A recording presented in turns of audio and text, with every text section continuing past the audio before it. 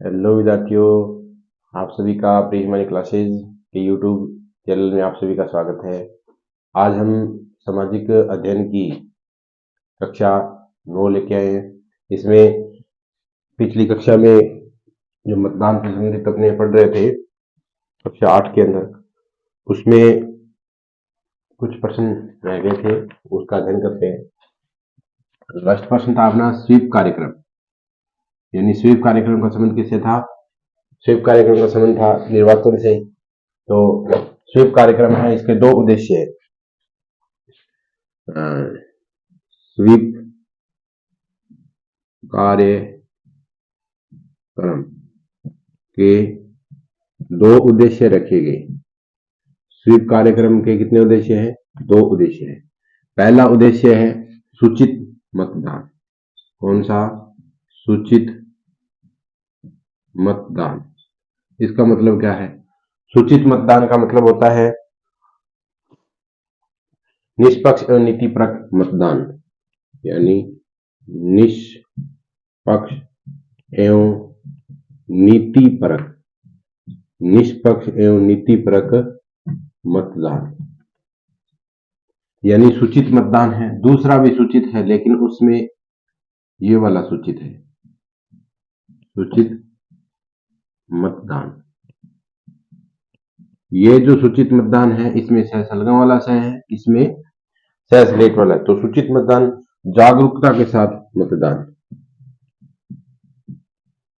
जागरूकता के साथ मतदान, यानी मतदाता को जागरूक किया जाए, आपको मतदान करना है। सूचित मतदान निष्पक्ष एवं नीतिपरक मतदान, दूसरा सूचित है, इसका मतलब जागरूकता के साथ में मतदान। अब जो मतदान है, यानी मतदान के बाद, मतदान के बाद मतदाता, मतदाता कौन होता है? जो वोट डालने वाला है। मतदाता को 7 सेकंड तक, 7 सेकंड तक जो मत डाला है उसकी पर्ची दिखाई देती है। 7 सेकंड तक मत पर्ची, 7 सेकंड तक मत पर्ची दिखाई देती है, दिखाई देती है। ये कहां पे दिखाई देती है? ये वीवी पैड, वीवीपीएटी मशीन में, वीवीपैट जो मशीन होती है ना बेटा, उसके अंदर ये मतदाता पर्ची है। प्रश्न आता है कि मतदान करने के बाद एक मतदाता को अपने मतदाता की जो पर्ची होती है, यानी मतदान की पर्ची होती है, यानी मत पर्ची होती है, जिसको वोट डाला है उसकी पर्ची वह कितने समय तक देख सकता है? तो उसकी अवधि होती है 7 सेकंड की। 7 सेकंड तक वह पर्ची दिखाई देती है, उसके बाद में वो नीचे गिर जाती है। राजस्थान में सूचना का अधिकार, भारत में सूचना का, भारत में सूचना का अधिकार अधिनियम है, या सूचना का अधिकार सबसे पहले किस राज्य में लागू किया गया? सूचना का अधिकार अधिनियम सर्वप्रथम भारत में सूचना का अधिकार अधिनियम सर्वप्रथम राजस्थान में लागू किया गया। कहां पे? राजस्थान में लागू किया गया। प्रश्न आता है कि भारत में सूचना का अधिकार अधिनियम है सर्वप्रथम किस राज्य में लागू किया गया? तो राजस्थान में सबसे पहले लागू किया गया, और उसके बाद में केंद्र में लगा। राजस्थान में कब लगा? ये राजस्थान के अंदर, यानी राजस्थान में सन 2000 में, राजस्थान में कब लागू किया? सन 2000 में। अब भारत के अंदर संपूर्ण भारत में इसे लागू किया गया था 2005 में। अब आता है कि राजस्थान में कहां पर लागू किया गया? इसकी जो स्थिति है, राजस्थान में राजसमंद, इस अधिनियम को राजसमंद जिले में तहसील देवडूंगरी गांव के मजदूरों पर लागू किया गया। ये कहां पर लागू किया गया, यानी कहां पर? तो कहां पर लागू किया? राजस्थान में राजसमंद जिले की भीम तहसील, राजसमंद जिले की भीम तहसील के देवडूंगरी, कौन कौन सा है, देवडूंगरी गांव के मजदूरों एवं किसानों पर, मजदूरों एवं किसानों पर इसको लागू किया गया। याद रखना बेटा क्या है, प्रश्न है कि भारत में सूचना का अधिकार कब लागू किया गया, तो कहां पर लागू किया गया, तो राजस्थान में सर्वप्रथम, उसके बाद में राजस्थान में कब लागू किया, सन 2000 में। राजस्थान में कहां पर लागू किया गया, तो राजसमंद जिले में भीम तहसील, कौन सा जिला है, राजसमंद जिले की भीम तहसील के देवडूंगरी गांव में इसे लागू किया गया। अब चलते हैं कि भारत में इसे कब लागू किया गया। भारत के अंदर इसे लागू किया गया था सन 2000। इसी की मैं बात करता हूं कि भारत में, तो भारत में यानी संपूर्ण भारत में, सेंट्रल सरकार में संपूर्ण भारत में कब लागू किया गया था, सन 2005 के अंदर, सन 2005 में। यानी राजस्थान में सूचना का अधिकार पहले लागू हुआ, उसके बाद में भारत, संपूर्ण भारत के अंदर अन्य राज्यों में लागू कर दिया गया, कब, सन 2005 में। चलते हैं आगे।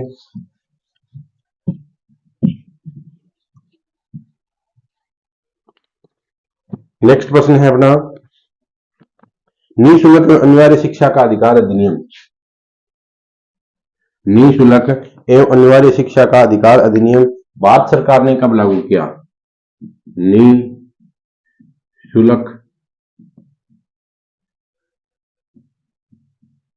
अनिवार्य, निःशुल्क शिक्षा, निःशुल्क और अनिवार्य शिक्षा, निःशुल्क और अनिवार्य शिक्षा का अधिकार अधिनियम, निःशुल्क एवं अनिवार्य शिक्षा का अधिकार अधिनियम भारत सरकार ने कब लागू किया, भारत सरकार ने कब लागू किया, तो ये किया था सन 2009 में। कब किया था, भारत सरकार ने निःशुल्क अनिवार्य शिक्षा का अधिकार अधिनियम सन 2009 में लागू किया गया था। इसके बाद में आता है कि राजस्थान में यह बनाया गया, यही, इसको ऐसे लिख लेते हैं, राजस्थान में सन 2010 में पारित किया गया। यानी ये अधिकार है, कौन सा, निःशुल्क और अनिवार्य शिक्षा का अधिकार अधिनियम है, ये राजस्थान सरकार के द्वारा 2010 में पारित किया गया। संपूर्ण राजस्थान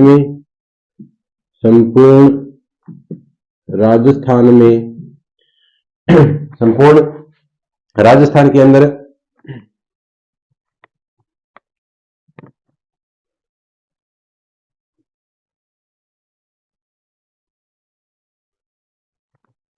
संपूर्ण राजस्थान के अंदर है 1 अप्रैल 2011 को, संपूर्ण राजस्थान में 1 अप्रैल 2011 को लागू किया गया।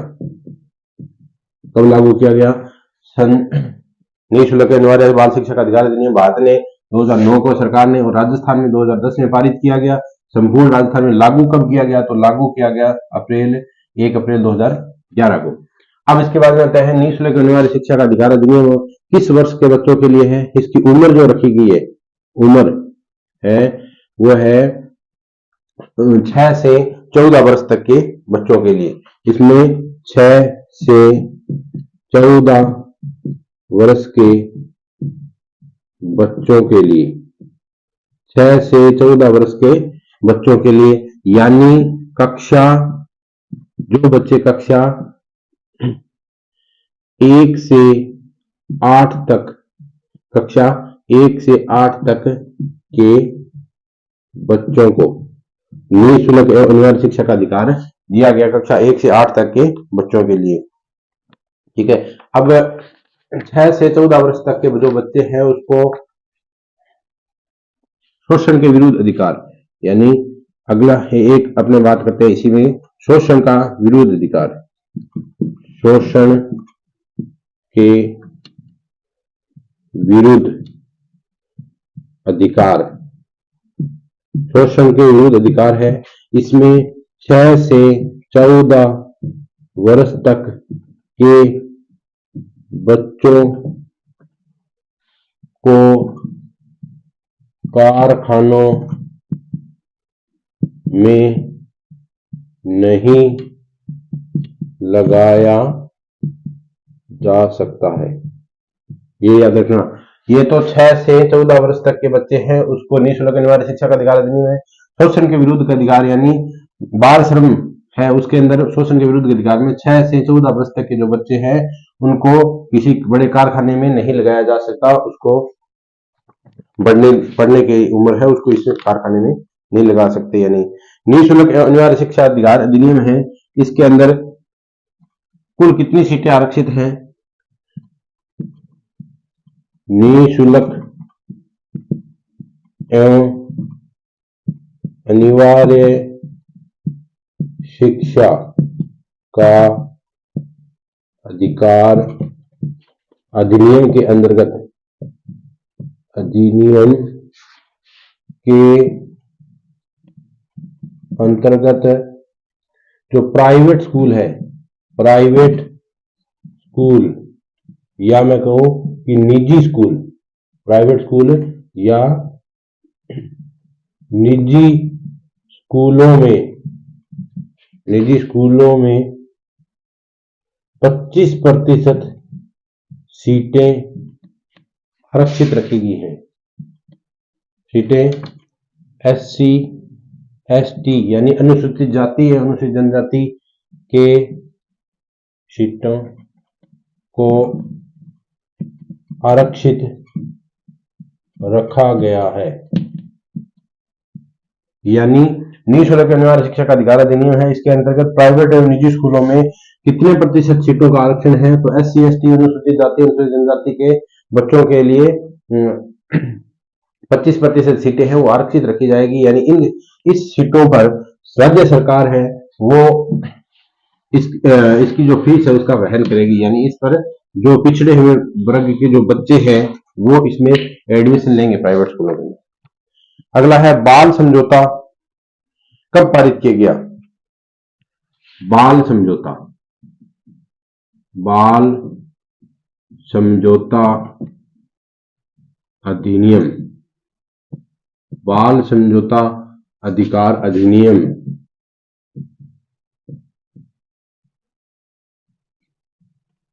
अधिनियम है वो 20 नवंबर 1989, 20 नवंबर 1989 को पारित किया गया। 20 नवंबर 1989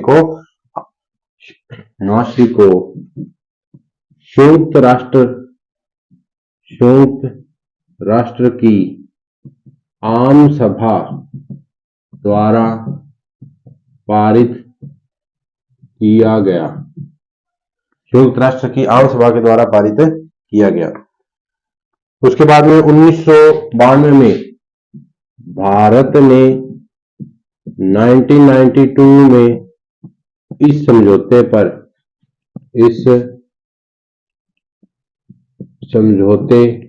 पर अपनी सहमति दी। इस समझौते पर अपनी सहमति दी कब? 1992 में। चाइल्ड हेल्पलाइन नंबर क्या है? अगला है child help line number. Child helpline number क्या है? 1098, यानी इसको टोल फ्री नंबर के नाम से जाना जाता है। Citizen call centre, citizen call centre number है वो कितने हैं? 181। याद रखना 181 पर कोई भी अपनी शिकायत है वो दर्ज करवा सकता है। राज्य सरकार ने सामान्य शिकायतों को दर्ज कराने के लिए, यानी राजस्थान में यानी राज्य सरकार ने सामान्य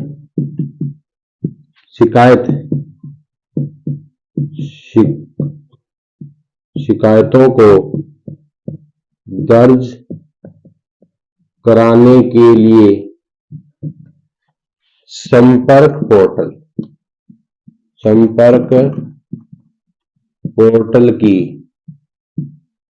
शुरुआत की है। प्रश्न आता है कि राजस्थान ने सामान्य जो शिकायतें हैं उसको दर्ज कराने के लिए जन सामान्य के लिए संपर्क पोर्टल की शुरुआत की है। राजस्थान में संपर्क पोर्टल है 2019 में, यानी ये संपर्क पोर्टल है राजस्थान में सन 2019 में लागू किया गया या शुरू किया गया। ठीक है, राजस्थान में जो संपर्क पोर्टल है सन 2019 में लागू किया गया। अब उसके बाद में आता है कि अन्य लोगों के साथ में धोखाधड़ी का वह तरीका जिसमें लोगों को प्रतिकर्षित या विश्वसनीय संस्थानों के नाम से फर्जी ईमेल भेजकर, यानी फर्जी ईमेल के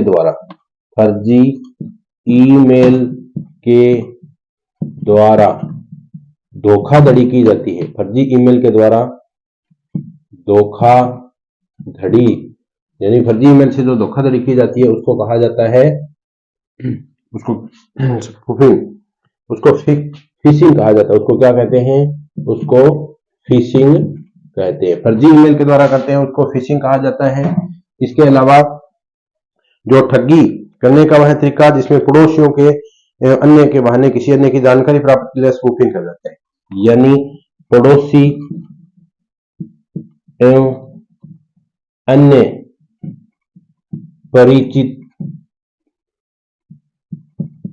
परिचितों द्वारा जानकारी प्राप्त कर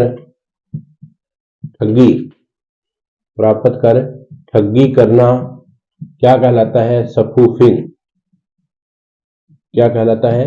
स्पूफिंग कहलाता है, उसको स्पूफिंग कहते हैं। साइबर सुरक्षा के प्रकार यहां ऊपर लिख देता हूं मैं। साइबर सुरक्षा के प्रकार कई बार पूछा जाता है। साइबर सुरक्षा के प्रकार। साइबर सुरक्षा के प्रकार कौन कौन से हैं? जैसे है रेंसमवेयर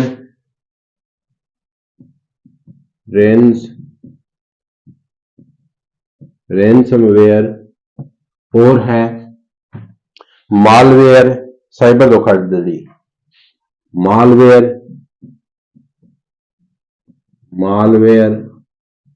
साइबर धोखाधड़ी, मालवेयर साइबर धोखाधड़ी। याद रखना, साइबर सुरक्षा के प्रकार है रेंसमवेयर, मालवेयर और साइबर धोखाधड़ी। ये साइबर सुरक्षा के प्रकारों के अंदर इनकी गिनती की जाती है। मतदान की उम्र कितनी रखी गई है? तो 18 वर्ष शायद में पहले लिखा दिया है, फिर भी एक बार रिपीट कर देता हूं। मतदान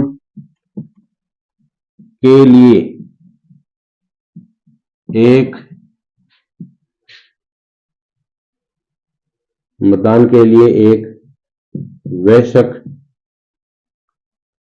की उम्र 18 वर्ष रखी गई है।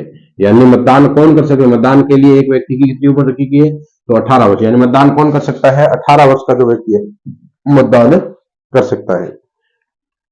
आज की क्लास में यही खत्म करते हैं, मिलते हैं नेक्स्ट क्लास के अंदर। तो तब तक वीडियो को शेयर करें, लाइक करें, कमेंट करें और अपने दोस्तों को ज्यादा से ज्यादा शेयर करें, बेल आइकन को प्रेस करें।